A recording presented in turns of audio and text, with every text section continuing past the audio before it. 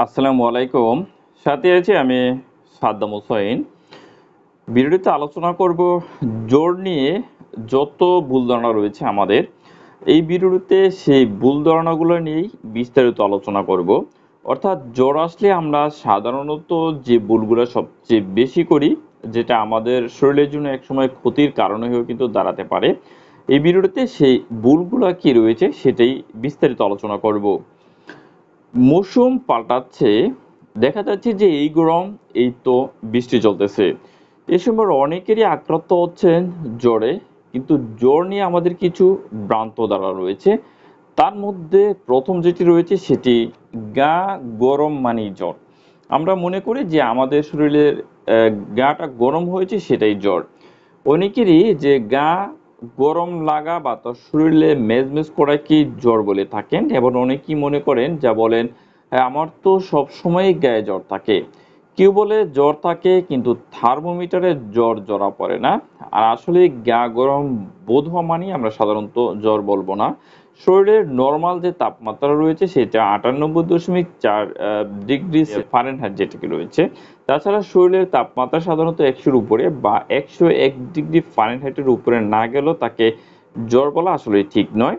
জ্বরের সমাধান নিতে আপনাকে অবশ্যই চিকিৎসকের কাছে যাওয়ার পূর্বে বাড়িতে থার্মোমিটারে দিয়ে আপনি কয়েকবার জ্বরটাকে মাপুন এবং সেটা আপনি কোনো একটা খাতার মধ্যে টাইম সহকারে লিপিবদ্ধ করে রাখুন। আরেকটি ভুল ধারণার মধ্যে রয়েছে যেটা জ্বর মানেই খারাপ কিছু। যেকোনো জীবাণু বা খারাপ কিছুর বিরুদ্ধে শরীর প্রথম প্রতিরোধ হিসাবে জ্বর।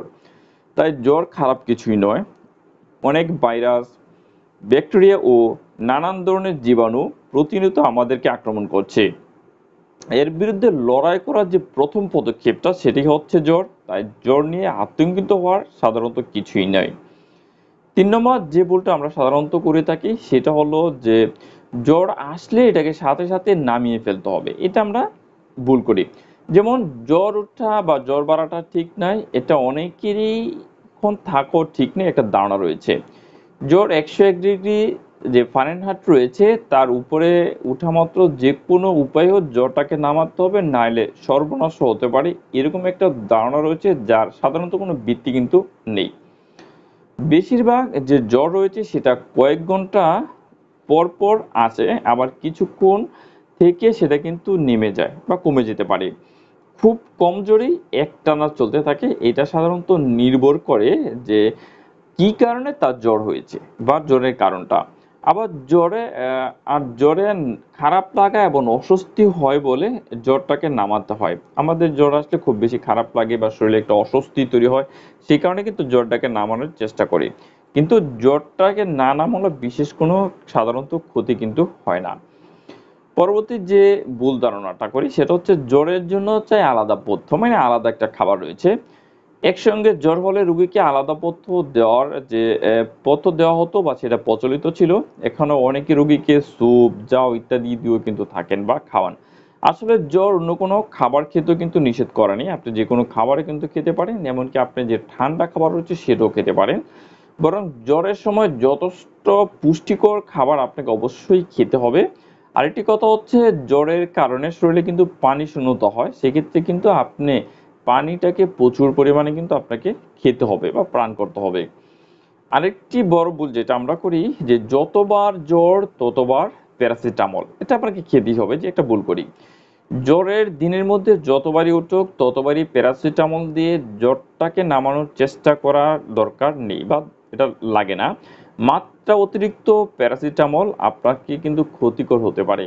অনেকেরই ধারণা করেন যে মুখে খাবার পরি মাত্রই যে নির্দিষ্টতা রয়েছে, কিন্তু সাপোজিটর রয়েছে যেটা যথেষ্টর কোনো মাত্রা নেই, যেটা যত ইচ্ছা আমরা ব্যবহার করতে পারি। এটা কিন্তু খুব বড় একটা ভুল এবং এটাও কিন্তু করা যাবে না। এবং বুঝতে হবে যে প্রতিটা ওষুধেই কিন্তু মাত্রা অতিরিক্তর একটা ক্ষতিকর দিক রয়েছে এবং এটা কিন্তু শরীরের ক্ষতিও করে। আমরা এটা সাধারণত করব না। জ্বরের চিকিৎসা অ্যান্টিবায়োটিক। জ্বর মানেই সংক্রমণ। আর এই অ্যান্টিবায়োটিক ছাড়া এর চিকিৎসাটা অসম্পূর্ণ রয়েছে বা অ্যান্টিবায়োটিক ছাড়া এর চিকিৎসা হবে না। এটাও কিন্তু সবচেয়ে বড় একটা ভুল। নানান কারণে আপনার জ্বর আসতে পারে। আবার অনেকেরই যে অনেকগুলোতে অ্যান্টিবায়োটিকের সাধারণত কোনো ভূমিকা নাই। যেমন আপনার ভাইরাসজনিত জ্বর যদি হয়ে থাকে, ফ্লু হয়ে থাকে, অ্যালার্জিজনিত জ্বর, ফুড পয়জনিং এর কারণে যদি জ্বর হয়ে থাকে। জ্বর হলে ১ম এ আপনাকে তার কারণটাকে খুঁজে বের করতে হবে এবং সেই কারণ অনুযায়ী অবশ্যই আপনাকে চিকিৎসা নিতে হবে। তাহলে এই ছিল যে জ্বর নিয়ে আমাদের সাধারণত যে ভুল ধারণাগুলো রয়েছে, সে ভুল ধারণাগুলো নিয়ে বিস্তারিত আলোচনা। যদি ভিডিওটি আপনার ভালো লাগে তাহলে অবশ্যই ভিডিওটিতে একটি লাইক করবেন, কমেন্টস করে আপনার মতামত দিতে পারেন, প্রশ্ন করতে পারেন। আমি চেষ্টা করব আপনাদের প্রতি প্রশ্ন উত্তর দেওয়ার জন্য। পরবর্তী ভিডিও নিয়ে খুব শীঘ্রই ফিরে আসবো। সে পর্যন্ত ভালো থাকুন, সুস্থ থাকুন। আল্লাহ হাফেজ।